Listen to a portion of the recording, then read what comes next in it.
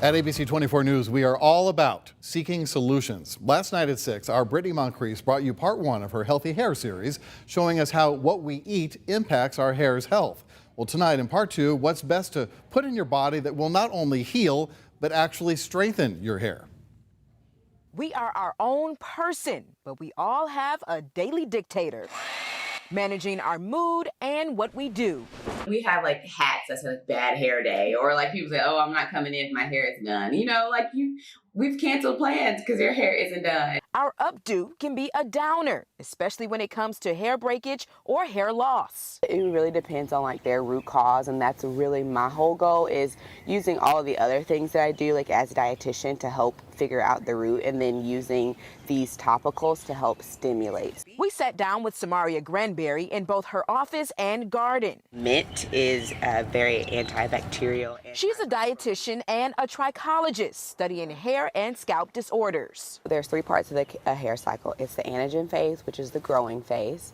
It is the catagen phase, which is the resting phase. So it just kind of rests in there. And then the telogen phase is when it comes out.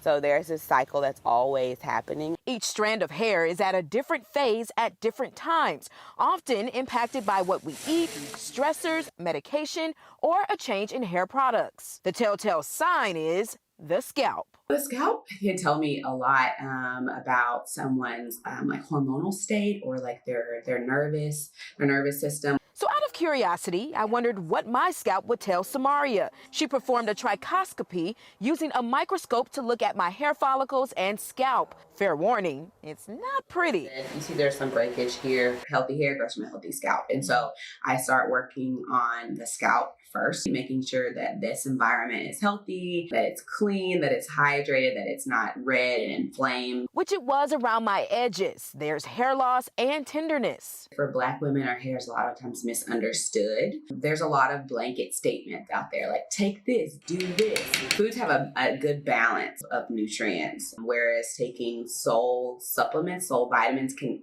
cause other imbalances like in your body.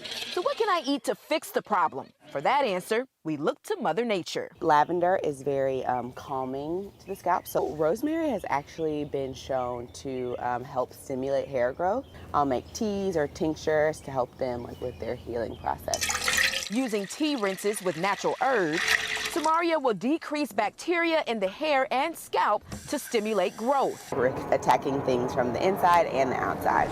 I get a lot of complaints about is like dry hair, dry scalp. And one of the things that a lot of people do is put oil on it. But, I would say, like, when was the last time you drank oil when you were thirsty?